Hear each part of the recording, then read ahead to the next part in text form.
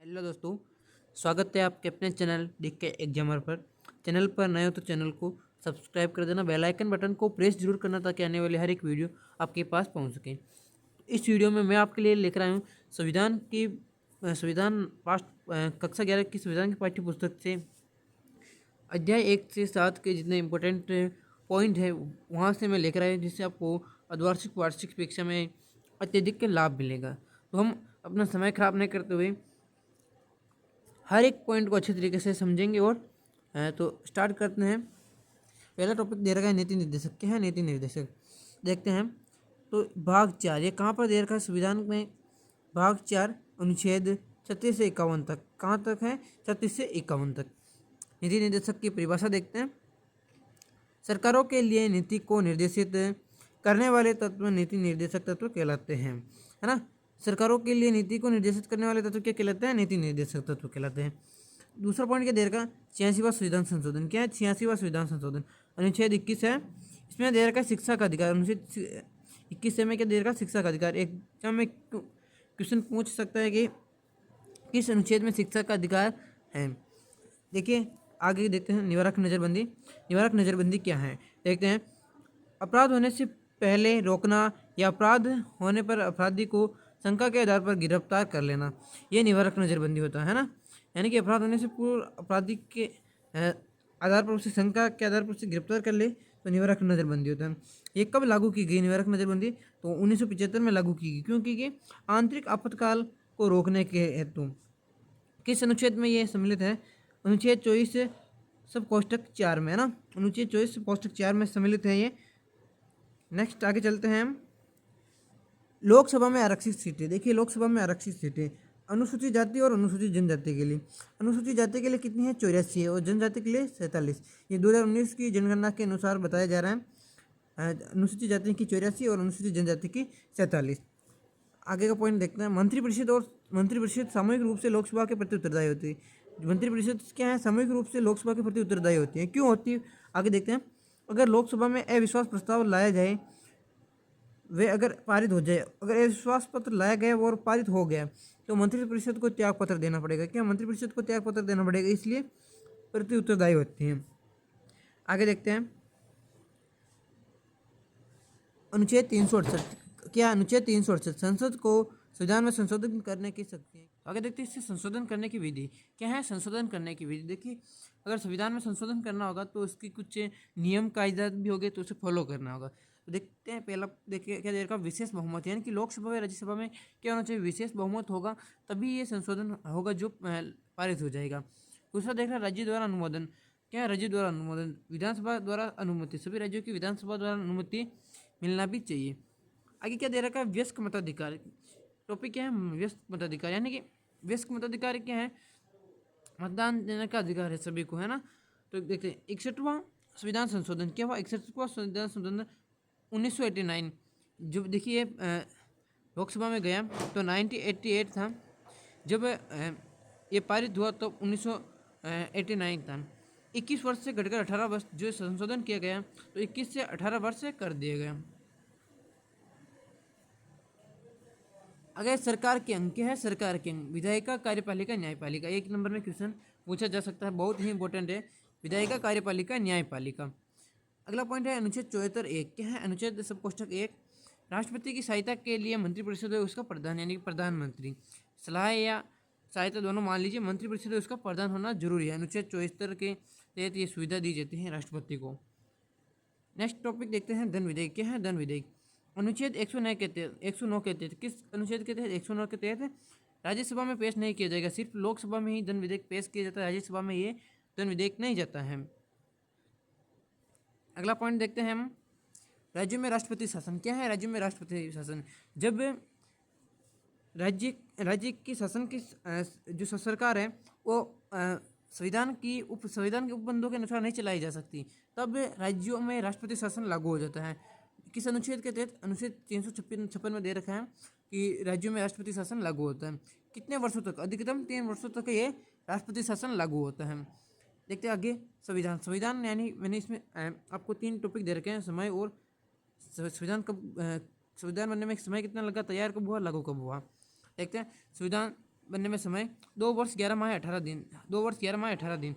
और कितने दिन विधानसभा में कितनी बैठकें हुई, तो 166 दिन की बैठक हुई। कितने दिन, 166 दिन की। आगे देखते हैं, संविधान में तैयार हुआ जो 26 नवंबर 1949 को तैयार हुआ। कब हुआ, 26 नवंबर 1949 को बनकर तैयार हो गया। लागू कब किया गया, 26 जनवरी 1949। 284 सदस्य थे इसमें, 284 सदस्यों ने हस्ताक्षर किए। आगे क्या दे रखा, सर्वोच्च उच्च न्यायालय की रीटें हैं, जो कुछ रीट होती है इनको मिली हुई होती है, वो देखते हैं। 5 प्रकार की रीटें मिली होती है। कितने प्रकार की, 5 प्रकार की। देखते हैं, बंदी प्रत्यक्षीकरण, परमादेश, निषेधादेश, अधिकार परीक्षा, उत्प्रेषण। ये बहुत इंपॉर्टेंट है, याद करना। जो मैं बता रहा हूँ आपके एग्जाम में आएंगे, लगभग सब आएंगे। संपत्ति का अधिकार, क्या है संपत्ति का अधिकार। 44वां संविधान संशोधन 1978 में हुआ। उसका तहत क्या हुआ, मौलिक अधिकारों में से इसे हटा दिया। नहीं तो पहले मौलिक अधिकार में सम्मिलित था, उसे इसे हटा दिया। संपत्ति अधिकार को फिर किसमें जोड़ा, अनुच्छेद 300 के अंतर्गत कानूनी अधिकार बना दिया। क्या बना दिया, कानून, मौलिक अधिकार से कानूनी अधिकार बना दिया। मौलिक कर्तव्य, 42वां संविधान संशोधन 1976 में 10 मौलिक कर्तव्य थे। अभी वर्तमान में कितना है, 11। पहले कितने थे, 10 थे। आगे देखते हैं, संवैधानिक उपचारों का अधिकार। अंबेडकर, संविधान का हृदय व आत्मा की संज्ञा दी। संवैधानिक उपचार के अधिकार को डॉक्टर भीमराव अंबेडकर जी ने संविधान का हृदय और आत्मा की संज्ञा दी है। नेक्स्ट टॉपिक को देखते हैं, सरकारिता आयोग 1988 की रिपोर्ट है ये। इसमें यह बताया गया है कि राज्यपालों की नियुक्ति अनिवार्य तथा निष्पक्ष रूप से होनी चाहिए। क्या, अनिवार्य तथा निष्पक्ष रूप से होनी चाहिए। आगे देखते हैं, राज्यों का पुनर्गठन कब हुआ, 1956 में हुआ है ना। 1956 में ये आयोग आया था, राज्यों का पुनर्गठन आयोग। आगे देखते हैं, भारत में कैसी नागरिकता है, इकहरी नागरिकता। 1 नंबर में क्वेश्चन पूछा जाएगा। 1906 में मुस्लिम लीग की स्थापना हुई। किसकी स्थापना है, मुस्लिम लीग की। अनुच्छेद 1 क्या है, अनुच्छेद, अगला टॉपिक, अनुच्छेद 1 क्या है, ये क्वेश्चन में पूछा जा सकता है। ऐसे भी पूछा जा सकता है, भारत तथा इंडिया राज्यों का संघ होगा, किस अनुच्छेद में है, तो अनुच्छेद 1 में।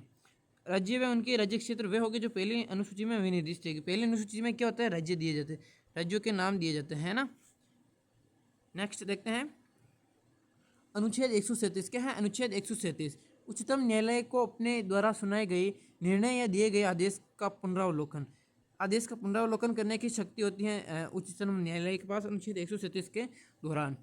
आगे देखते हैं, पंडित नेहरू क्या है, पंडित जवाहरलाल नेहरू है। उन्होंने प्रधानमंत्री को सरकार की केंद्रीय धुरी की संज्ञा दी। किसकी संज्ञा दी, केंद्रीय धुरी की। आगे देखते हैं, शक्ति सूची है। तो यहाँ पर देखते हैं जो सरकार की शक्तियाँ होती है वो बटी हुई थी, तो 4 सूचियों में बटी हुई है। संघ सूची, राज्य सूची, समवर्ती सूची और अवशिष्ट सूची। देखिए, संघ सूची में कौन कानून बनाता है, केंद्र सरकार। और राज्य सूची में राज्य सरकार, समवर्ती सूची में केंद्र में दोनों ही बनाती है, राज्य सरकार है ना।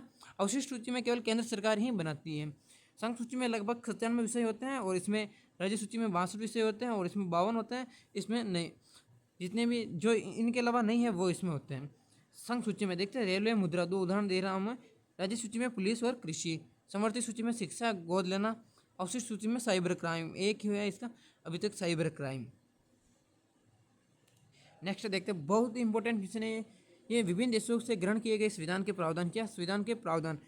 तो देखते हैं, ब्रिटिश में क्या है, सर्वाधिक मत के अधिकार पर आधार पर चुनाव में जीत का फैसला, सरकार का संसदीय स्वरूप, कानून निर्माण की विधि। ये देखिए पूरा है, जो आपको 4 नंबर 5 नंबर में पूछा जा सकता है, बहुत ही इंपॉर्टेंट है।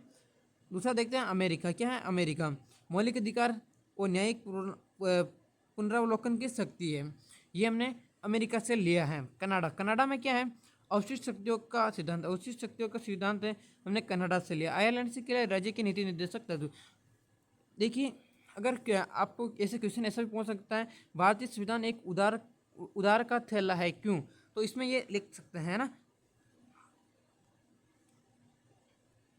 आगे चलते हैं, लोकसभा व राज्यसभा में अंतर बताना है। लोकसभा क्या है, राज्यसभा क्या है। लोकसभा को प्रथम सदन कहा जाता है, राज्यसभा को द्वितीय सदन। लोकसभा को निम्न सदन कहा जाता है, राज्यसभा को उच्च सदन। लोकसभा में प्रत्यक्ष विधि से निर्वाचित किए जाते हैं, और राज्यसभा में अप्रत्यक्ष विधि से। लोकसभा का कार्यकाल 5 वर्ष होता है, लेकिन राज्यसभा का 6 वर्ष। लोकसभा पहले ही भंग हो जाती है, हो सकती है, और राज्यसभा भंग नहीं होती है। लोकसभा में 543 सदस्य होते हैं, लेकिन राज्यसभा में 245 होते हैं, और उनमें से 12 मनोनीत राष्ट्रपति द्वारा मनोनीत होते हैं। लोकसभा में लोकसभा में अध्यक्ष होते हैं। क्या होता है, अध्यक्ष होता है। अभी वर्तमान में कौन है, ओम बिरला कोटा से। राज्यसभा में सभापति होता है, उपराष्ट्रपति होते हैं, है ना। सभापति कौन होता है, उपराष्ट्रपति। अब हम देखते हैं, राष्ट्रपति कौन है, राष्ट्रपति। राष्ट्रपति के बारे में जानकारी प्राप्त करते हैं। राष्ट्रपति का कार्यकाल होता है 5 वर्ष और निर्वाचित अप्रत्यक्ष निर्वाचन किए जाते हैं। महाभियोग द्वारा हटाया जा सकता है, संसद से महाभियोग द्वारा इन्हें हटाया जा सकता है ना। बहुमत, विशेष बहुमत प्राप्त होना चाहिए इनको भी, तभी हटाया जा सकता है। प्रधानमंत्री का कार्यकाल भी 5 वर्ष होता है, राष्ट्रपति द्वारा नियुक्त होते हैं। और मंत्रिपरिषद का क्या होता है? प्रधान होता है, मंत्रिपरिषद का प्रधान होता है।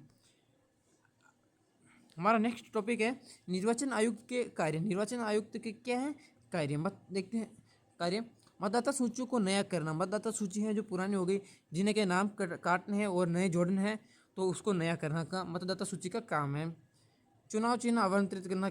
चुनाव चिन्ह है उनको आवंटित करना, देना सभी को। चुनाव चिन्ह किसको क्या देना है?